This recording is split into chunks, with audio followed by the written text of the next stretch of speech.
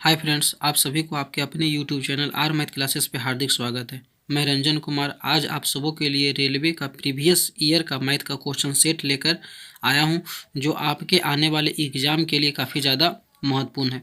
तो आइए इन सभी क्वेश्चनों का हम यहाँ से रिवीजन स्टार्ट करते हैं।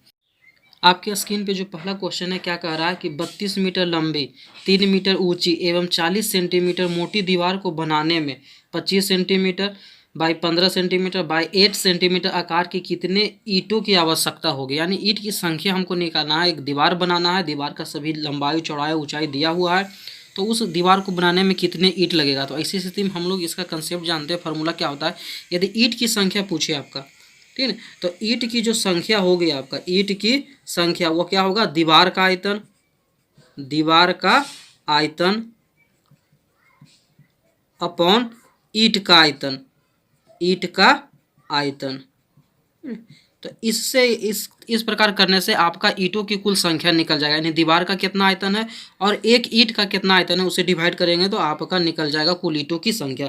तो दीवार में आपका देखिए, दीवार का आयतन LBH हो जाएगा आपका, लंबाई चौड़ाई ऊंचाई तो आपका दिया हुआ है 32 मीटर है, ठीक है। उसके बाद ऊंचाई 3 मीटर है और चौड़ाई देखिए 40 सेंटीमीटर, ये सेंटीमीटर में है। तो इसको यदि हम मीटर में बदलेंगे तो 100 से डिवाइड कर देंगे, सिंपल नीचे चलाएगा।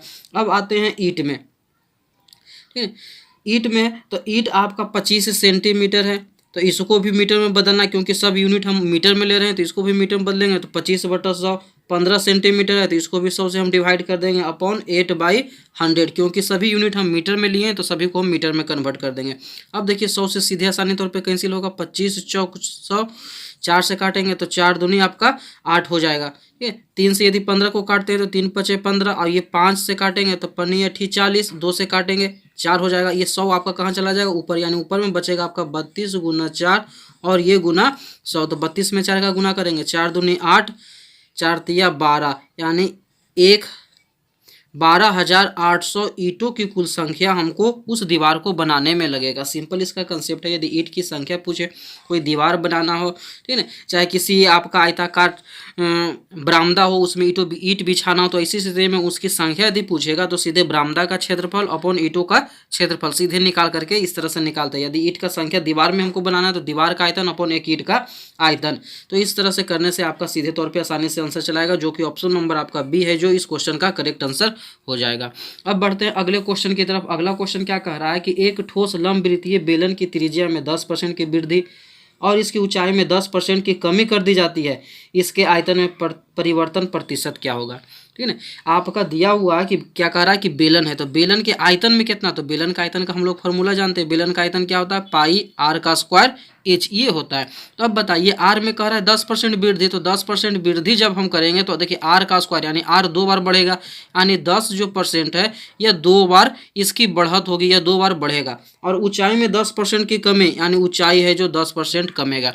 यानी इस तीनों के बदले में हम इस तीनों का समतुल्य बट्टा निकाल लेते हैं। सिंपल तौर पर इसका समतुल्य बट्टा निकाल लेंगे, तो समतुल्य बट्टा निकालेंगे तो 10 और ये 10, ये दोनों बढ़ रहा है, यानी प्लस होगा ये दोनों में, तो इस तरह समतुल्य बट्टा निकाल लेंगे तो 10 10 20 और 21 हो जाएगा। हम लोग जानते हैं A + B + A × B/100, इस कंसेप्ट पे तो 0 0 कैंसिल होगा, यानी 10 10 10 10 20 और 1 21, यानी इसके समतुल्य बट्टा 21 हो जाएगा। फिर ये 10% घट रहा है तो हम माइनस का प्रयोग करेंगे, माइनस, यहाँ भी माइनस होगा आपका 21 गुना 10/100, तो 21 में से 10 जाएगा आपका 11, माइनस 1 0 से 1 0 कटेगा, 2.1, 11 में से 2.1 घटाएंगे तो आपका घटाने पे 0.9, 10 में से 2 जाएगा तो यानी 8.9%। सीधे तौर पे आसानी से आंसर चलाएगा, जो कि ऑप्शन नंबर आपका बी है, जो इस क्वेश्चन का करेक्ट आंसर हो जाएगा।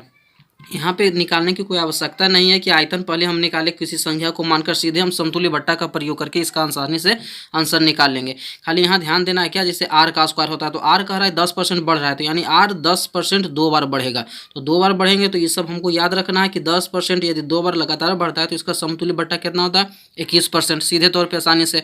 और 10% ऊंचाई कमी हो रहा है तो माइनस का प्रयोग करेंगे, -10, और इस प्रकार इसको सॉल्व करने पर आपका 8.9% क्या होगा, बढ़त आएगा, प्लस में आ रहा है, तो इसका मतलब उसका आयतन में 8.9% की वृद्धि होगी, जो कि ऑप्शन नंबर बी है, जो इस क्वेश्चन का करेक्ट आंसर है।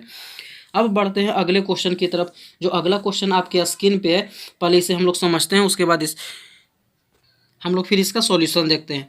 अगला क्वेश्चन जो आपके स्क्रीन पे है, क्या कह रहा है, एक वृत्त और एक वर्ग का कुल क्षेत्रफल एक वृत्त और एक वर्ग का कुल क्षेत्रफल 5450 वर्ग सेंटीमीटर है। वृत्त का व्यास 70 सेंटीमीटर है। वृत्त की परिधि और वर्ग की परिधि का योग कितना होगा? यानी आपका दिया हुआ है कि वृत्त और वर्ग का कुल क्षेत्रफल दिया हुआ है, तो हम लोग वृत्त का क्षेत्रफल का फॉर्मूला जानते हैं। वृत्त का क्षेत्रफल क्या होता है? पाई आर का स्क्वायर। वृत्त का क्षेत्रफल पाई आर का स्क्वायर, और वर्ग का क्षेत्रफल क्या होता है? ए का स्क्वायर, यानी भुजा का स्क्वायर। तो यानी इस दोनों का क्षेत्रफल का जो योग है कितना है? 5450 सेंटीमीटर स्क्वायर है।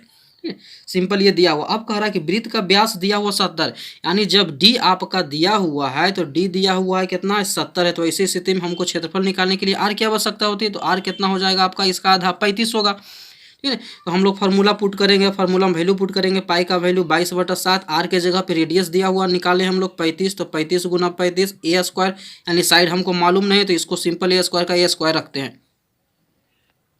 ठीक है, इतना बराबर आपका कितना हो जाएगा? 5450। अब इसको सॉल्व करते हैं। 7 से इसको कैंसिल करेंगे, 7 × 5 = 35, 22 में 5 का गुना करेंगे, 22 × 5 = 2 110 में 35 का गुना करेंगे, तो इसको गुना करने पे आपका 3850 चलाएगा, प्लस ए स्क्वायर बराबर 5450। हमको ए का वैल्यू निकालना है, तो इसको अकेला जब छोड़ेंगे तो 5450, और इधर आपका 3850 माइनस हो जाएगा, यानी इसको घटाने पे आपका सिंपल तौर पे कितना चलाएगा? ये 1600।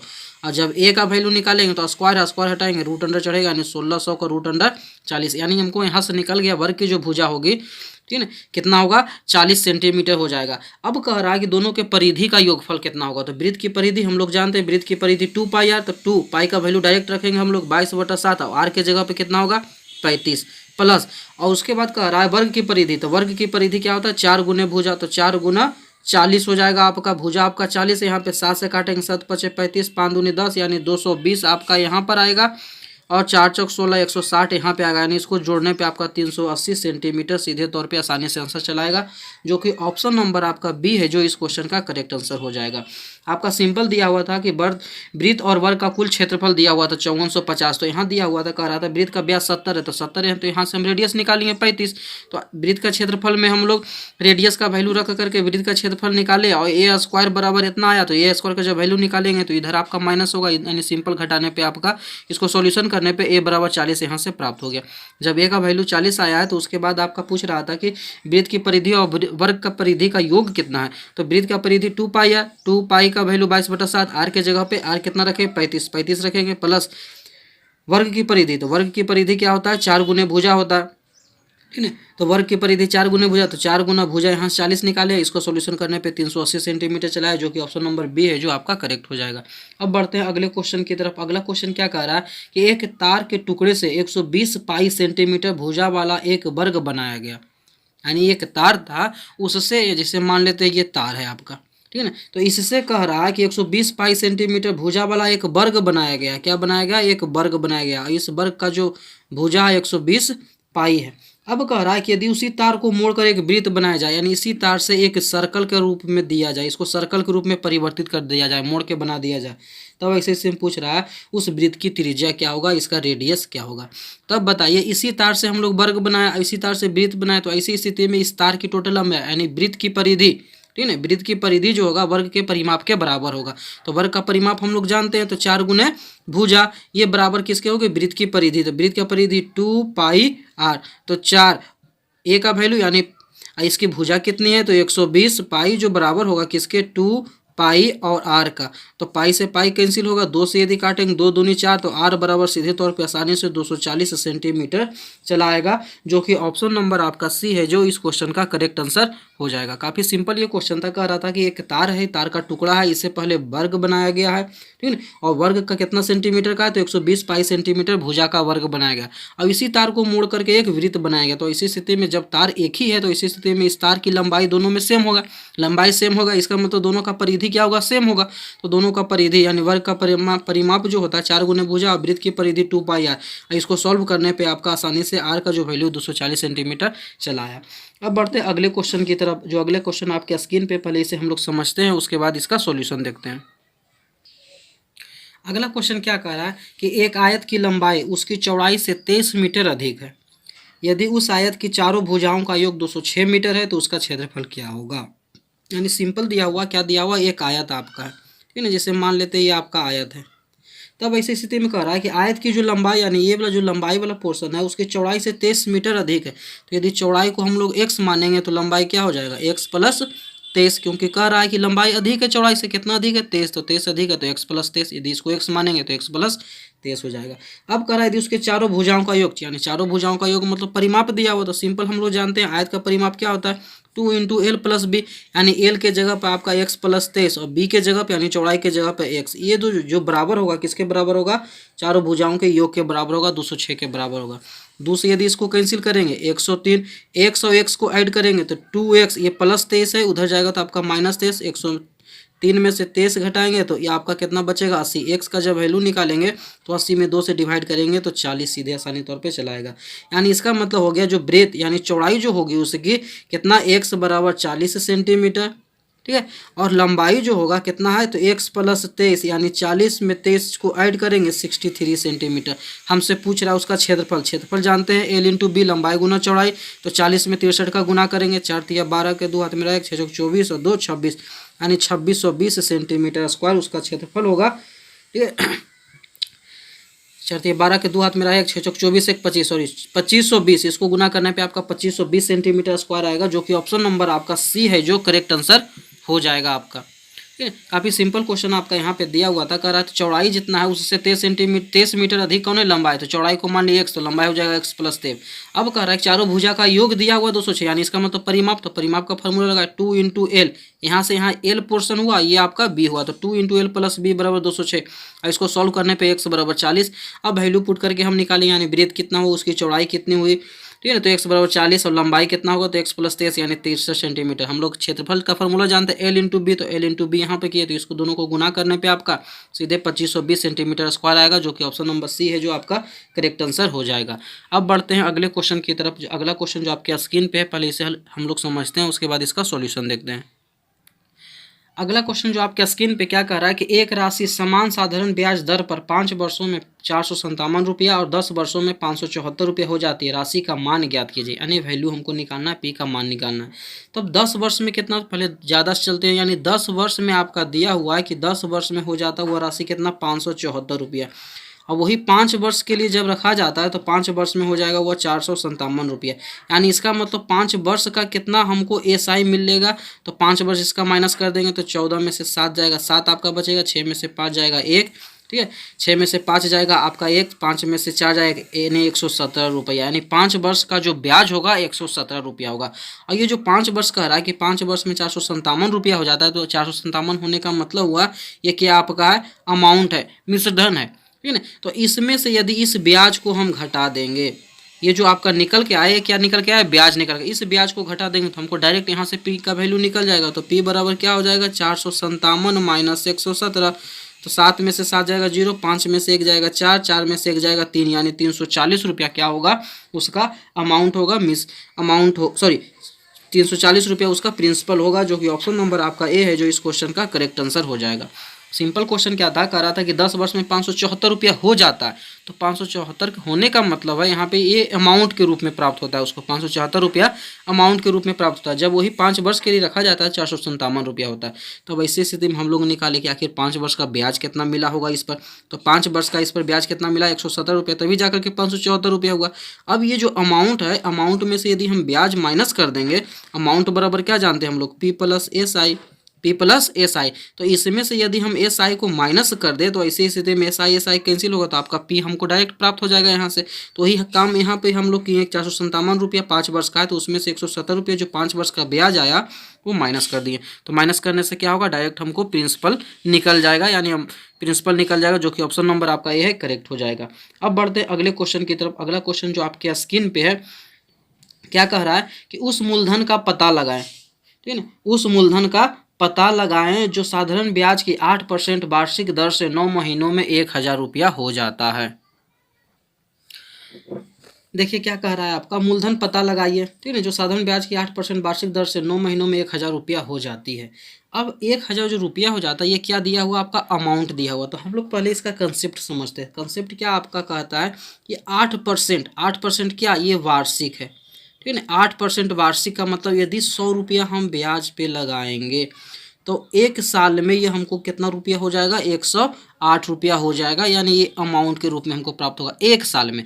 लेकिन आपका क्वेश्चन में दिया हुआ कितना दिया हुआ 9 महीना में, यानी 12 जो महीना जो हुआ 12 मंथ में ब्याज मिलता है हमको 8 रुपया। तो एक मंथ में 8/12 इसलिए 9 महीना, तो 3 तिया 9, 3 चौक 12, 4 दूनी 8, यानी 6 रुपया 9 महीना में ब्याज मिलेगा। ठीक है ना, यानी सिंपल तौर पे हम लोग समझेंगे कि 106 रुपया जब अमाउंट आपका है तो इसका प्रिंसिपल कितना होगा 100 रुपया। तभी ना 100 रुपया यदि हम 9 महीना के लिए रखेंगे तो 106 रुपया हो जाएगा। आपका आगे क्या कह रहा है कि 1000 रुपया हो जाता है, तो 1000 रुपया हो जाता है मतलब ये अमाउंट है, तो 1000 हो जाएगा। तो कह रहा है मूलधन क्या होगा, ठीक है ना, मूलधन क्या होगा, तो मूलधन मान लिए x, यही आपका इक्वेशन बनेगा। इसी को सॉल्व करने से आपका डायरेक्ट आंसर आ जाएगा। सीधे तिरछा तिरछी गुना करेंगे तो 106x बराबर आपका 2, ठीक है ना, इधर गुना करने 3 और 2 5 0, x का जब वैल्यू निकालेंगे तो 2 2 4 1 5 में 106 से भाग करेंगे तो सिंपल तौर पे आपका यदि भाग कीजिएगा तो इसको भाग करने पे 943.40 रुपया आसानी से ये प्राप्त हो जाएगा, जो कि ऑप्शन नंबर आपका सी है जो इस क्वेश्चन का करेक्ट आंसर हो जाएगा। देखिए आपका क्या दिया हुआ, तो कह रहा था 8% वार्षिक दर से, यानी 8% वार्षिक का मतलब 1 साल का ब्याज 8%, ठीक है ना। तो इसका मतलब हुआ कि 100 रुपये यदि हम मूलधन पे लगाएंगे, ठीक है ना, साधारण ब्याज पे लगाएंगे तो ये 1 साल बाद हमको 108 रुपया मिलेगा। तो 108 रुपया का अमाउंट होगा, लेकिन हमको दिया हुआ 9 मंथ का, तो यानी 12 मंथ में हमको ब्याज कितना मिलता है 8 रुपया। तो एक मंथ में तो 8/12, इसलिए 9 मंथ में निकालने पे आपका 6 रुपया। तो 6 रुपया एक किस पे मिलेगा 100 पे, यानी 100 रुपया यदि अमाउंट प्रिंसिपल होगा तो अमाउंट आपका 106 हो जाएगा। तो अमाउंट जब ऊपर में आपका, तो अमाउंट हम लोग ऊपर में रख, प्रिंसिपल को नीचे में रख दें, यानी रेशियो के हिसाब से हम लोग रेशियो मेथड का प्रयोग करके इसका आसानी से आंसर निकाल लिए। ठीक है, अब बढ़ते हैं अगले क्वेश्चन की तरफ। जो अगला क्वेश्चन आपके स्क्रीन पे है, क्या कह रहा है कि एक मूलधन का, ठीक है, एक मूलधन का y% की दर से y वर्षों के लिए साधारण ब्याज y रुपया है, मूलधन ज्ञात कीजिए। यानी मूलधन का y% की दर से, तो सबसे पहले हम लोग यहाँ यदि कन्फ्यूजन होता है तो लिख लेते हैं कि r कितना है आपका है y% है, ठीक है ना, y वर्षों यानी t भी आपका y है, साधारण ब्याज y रुपया, यानी SI जो है कितना प्राप्त होता है y रुपया। तो पूछ रहा है क्या मूलधन हमको निकालना है, तो सिंपल निकालेंगे, SI बराबर फार्मूला लगाएंगे P into R into T by 100। तो SI साधारण ब्याज आपका दिया हुआ कितना दिया हुआ y, P आपका हमको निकालना है, तो P के जगह P, R के जगह y और T के जगह भी ये y होगा बटा 100। तो y से y कैंसिल होगा, P का जब वैल्यू निकालेंगे 100 और इधर आपका y डिवाइड हो जाएगा, यानी 100/y होगा आपका प्रिंसिपल होगा। यानी ऑप्शन नंबर आपका ए जो है इस क्वेश्चन का करेक्ट आंसर हो जाएगा। तो इसको इस प्रकार भी लिख सकते हैं, 100/y ये भी लिख सकते हैं। ठीक है, सिंपल काफ़ी क्वेश्चन था, जो दिया हुआ है उसको हम लोग नोट किए और नोट करके सीधे फार्मूला में पुट कर दिए, आसानी से आंसर आ गया। अब बढ़ते हैं अगले क्वेश्चन की तरफ। जो अगला क्वेश्चन आपके स्क्रीन पे है, पहले इसे हम लोग समझते हैं, उसके बाद इसका सॉल्यूशन देखते हैं। अगला क्वेश्चन जो आपके स्क्रीन पे क्या कह रहा है कि 2 ट्रेन चंडीगढ़ के लिए दिल्ली से शाम 6 बजे और शाम 6:30 बजे चलती है। उनकी चाल क्रमशः 60 किलोमीटर प्रति घंटा और 75 किलोमीटर प्रति घंटा है। दिल्ली से कितने किलोमीटर दूरी पे वे दोनों ट्रेनें मिलेगी। यानी जैसे मान लेते हैं कहाँ से चलती है, तो दिल्ली से। जैसे ये पॉइंट हम लोग मान लिए ये आपका दिल्ली, और दिल्ली से इसको कहाँ जाना है, चंडीगढ़ के लिए जाना है, ठीक है। तो एक ट्रेन जो चलती है 6 AM में चलती है, दूसरी जो ट्रेन है 6:30 AM में वह चलती है, ठीक है। कहाँ के लिए, चंडीगढ़ के लिए। इसकी जो स्पीड है 60 किलोमीटर पर आवर है, ठीक है। और वही दूसरी ट्रेन की जो स्पीड है 75 किलोमीटर ये पर आवर है। तब कह रहा है कितने समय में कितने किलोमीटर की दूरी पर मिलेगी, कहाँ से, दिल्ली की तरफ से। तो ऐसे स्थिति में इस दोनों के बीच का हमको डिस्टेंस भी नहीं दिया हुआ कि कितना डिस्टेंस है। तो सिंपल हम लोग क्या करेंगे, ठीक है। देखिए ये 60 किलोमीटर प्रति आवर चल रहा है, 75 किलोमीटर। टाइम यहाँ ध्यान देना है कि टाइम ये 6 AM है और ये 6:30, यानी ये आधा घंटा पहले समय लेती है। तो हम लोग मान लेते हैं कि टी टाइम में वो दोनों ट्रेन है जो आपस में मिलेगी। किस टाइम में मिलेगी, टी टाइम में। तो यानी इसी स्थिति में 60, तो जब टी टाइम में मिलेगी तो ये आधा घंटा ज़्यादा चलेगा। तो टी प्लस आधा घंटा को यदि हम लोग आवर में बदलेंगे तो 1/2, ठीक है। ये जो बराबर होगा किसके बराबर होगा, 75T। जब दोनों मिल रहा है तो इसी स्थिति में इसके द्वारा लिया गया दूरी, चला गया दूरी, तय की गई दूरी, और इसके द्वारा तय की गई दूरी, दोनों क्या होगा, सेम होगा, ठीक है। तो यहाँ 1 + 2 कहाँ से आया, तो ये जो है आधा घंटा पहले चलती है, यानी आधा घंटा ज़्यादा समय लेती है। 6 AM में खुलती है, 6:30 AM में खुलती है। तो आधा घंटा ये ज़्यादा चली, तो आधा घंटा को हम लोग आवर में बदले तो 1/2। सिंपल यही इक्वेशन, इसी को सॉल्व करेंगे। 60T प्लस ये हो जाएगा 30 बराबर 75T। टी वाला को एक तरफ करेंगे तो आपका सीधे 50T बराबर 30, और यहाँ से T आपका निकल के चलाएगा T बराबर 2 आवर 2 घंटा हो जाएगा। तब पूछ रहा है कि दिल्ली से यानी दिल्ली की तरफ से इधर निकालना हमको डिस्टेंस कितना दूरी पर वो मिलेगा। तो डिस्टेंस बराबर दूरी बराबर क्या होता है 4 गुना समय, यानी 2 घंटा में मिलेगा। तो देखिए टी, इसमें यदि हम 2 का गुना कर देंगे, टी का वैल्यू रख देंगे तो आसानी से आ जाएगा, चाहे इसमें रखिए दोनों में, तो हमको ज़्यादा आसान इसी में रखने में 75 टी में। तो 75 गुना 2 यानी सीधे 150 किलोमीटर की दूरी पे दोनों ट्रेन है जो आपस में मिल जाएगी। इसमें रखना होगा तो यहाँ पहले 2 रखेंगे, 2 में हाफ जोड़ेंगे यानी ये आपका हो जाएगा 5/2। उसके बाद इसको कैलकुलेशन करके इससे भी आपका आसानी से आंसर चलाएगा। इस प्रकार इस क्वेश्चन का जो आंसर होगा आपका बी जो होगा आपका करेक्ट आंसर हो जाएगा। अब बढ़ते हैं अगले क्वेश्चन की तरफ, जो आपके स्क्रीन पे क्या कह रहा है कि एक रेलगाड़ी ए से बी तक 60 किलोमीटर प्रति घंटा की चाल से दौड़कर और बी से ए तक 40 किलोमीटर प्रति घंटा की चाल से दौड़कर लौटती है, तो इस पूरी दो तरफा यात्रा के दौरान गाड़ी की औसत चाल क्या है। मतलब जैसे ये पॉइंट आपका ए हुआ और इधर पॉइंट आपका बी, तो इधर से जाने में जो ट्रेन की जो चाल रहती है 60 किलोमीटर प्रति आवर से वो जाती है और वापस जब आती है तो इसी स्थिति में उसकी चाल कितना होती है 40 किलोमीटर प्रति आवर। तो ऐसी स्थिति पूछ रहा है इसका औसत चाल, तो इसका औसत चाल का हम लोग सिंपल फॉर्मूला जानते हैं 2 into A B upon A plus B, जहाँ ए क्या है पहली चाल है, बी दूसरी चाल है, ठीक है। तो सिंपल अब यहाँ वैल्यू पुट करेंगे तो यानी पहली चाल 60 है, दूसरी आपका 40 है, 60 में 40 जोड़ेंगे तो 100, या 0 से 0 सब कैंसिल हो, 6 दूनी 12, 12 चौक 48, यानी इसका जो औसत चाल होगा 48 किलोमीटर प्रति आवर हो जाएगा, जो कि ऑप्शन नंबर सी है जो करेक्ट आंसर हो जाएगा। सिंपल हमको औसत चाल का फॉर्मूला ध्यान में रखना है, एवरेज स्पीड जो होता है 2ab/ab, यानी ए का मतलब क्या हुआ, तो ए का मतलब हुआ फर्स्ट स्पीड यानी जो पहली चाल से जाता है, बी दूसरा स्पीड जो वापस आता है, ठीक है। तो इस प्रकार वैल्यू पुट करके हम आसानी से इसका आंसर प्राप्त कर लेते हैं। अब बढ़ते हैं अगले क्वेश्चन की तरफ। अगले क्वेश्चन जो आपके स्क्रीन पे है, पहले इसे आप लोग हम लोग इसे समझते हैं, उसके बाद इसका सॉल्यूशन देखते हैं। अब बढ़ते हैं अगले क्वेश्चन की तरफ। अगला क्वेश्चन जो आपके स्क्रीन पे क्या कह रहा है कि एक व्यक्ति धारा की दिशा में 11 किलोमीटर प्रति घंटा की गति से व धारा के विपरीत दिशा में 8 किलोमीटर प्रति घंटा की गति से नाव चला सकता है, तो धारा की गति क्या है। यानी सिंपल क्या कर रहा है, धारा की दिशा में जाता है तो उसका स्पीड क्या होता है 11 किलोमीटर। तो देखिए अब धारा की दिशा में जा रहा है तो ऐसी स्थिति में हम लोग जानते हैं कि धारा की दिशा में जाने पे चाल बढ़ जाता है, यानी वैसी स्थिति में नाव का चाल, बोट का चाल प्लस स्ट्रीम धारा की चाल दोनों जुड़ जाता है, और ये कितना कर रहा है 11 किलोमीटर आपका प्रति आवर है, ठीक है। अब कर धारा के विपरीत, तो धारा के विपरीत में जाएंगे जो स्ट्रीम एस से स्ट्रीम को इंडिकेट किया, स्ट्रीम यानी जो धारा की चाल हुआ उसको क्या करेगा, नाव को पीछे ढकेलेगा यानी चाल घटेगा, तो माइनस हम लोग किए 8 किलोमीटर पर आवर। अब देखिए क्वेश्चन सिंपल अब कहेगा, जो कहेगा हम लोग करते जाएंगे। किसका नाव चाल पूछा है, नाव की चाल। तो नाव का चाल कब मालूम होगा इस स्थिति में, यानी जब स्ट्रीम कैंसिल हो जाएगा, यानी इसको क्या कर देंगे जोड़ देंगे, तो सिंपल कटेगा आपका 2b बराबर 11 8 19, बी का जब वैल्यू निकालेंगे तो 19/2 यानी 8.5 किलोमीटर पर आवर, सीधे इसका आसानी से आंसर हो जाएगा, ठीक है। 2 से डिवाइड करेंगे तो 9 दूनी 18, 9.5 किलोमीटर पर आवर इसका आसानी से आंसर प्राप्त हो जाएगा, जो कि ऑप्शन नंबर आपका क्या है बी जो होगा करेक्ट आंसर हो जाएगा, ठीक है। यदि बोट का चाल हमको निकालना है तो इस प्रकार निकालेंगे। क्वेश्चन में आपका पूछ रहा है धारा की गति क्या है, ठीक है ना, यानी स्ट्रीम का। तो स्ट्रीम का आप देखिए स्ट्रीम यहाँ समझते हैं स्ट्रीम का, तो स्ट्रीम का हमको कब निकलेगा, जब इसका हम माइनस करेंगे। माइनस करने से क्या होगा, ये माइनस हो जाएगा, ये प्लस हो जाएगा, ये माइनस, तो ऐसे स्ट्रीम स्ट्रीम बच जाएगा, आपका बोट कैंसिल हो जाएगा। तो बोट से बोट कैंसिल होगा, स्ट्रीम जुटेगा आपका, तो 2s बराबर 11 में से 8 जाएगा 3, तो s का जब वैल्यू निकालेंगे स्ट्रीम का तो 3/2 यानी 1.5 किलोमीटर पर आवर आपका हो जाएगा। यानी स्ट्रीम की चाल, धारा की चाल 1.5 किलोमीटर और बोट की चाल है जो आपका सिंपल तौर पे कितना हो जाएगा आपका 9.5 किलोमीटर। यदि पूछता तो यहाँ पे पूछ रहा था आपके क्वेश्चन में कि धारा की गति क्या है, तो धारा की गति 1.5 किलोमीटर होगा, जो कि ऑप्शन नंबर आपका सी है जो इस क्वेश्चन का करेक्ट आंसर हो जाएगा। अब बढ़ते हैं अगले क्वेश्चन की तरफ।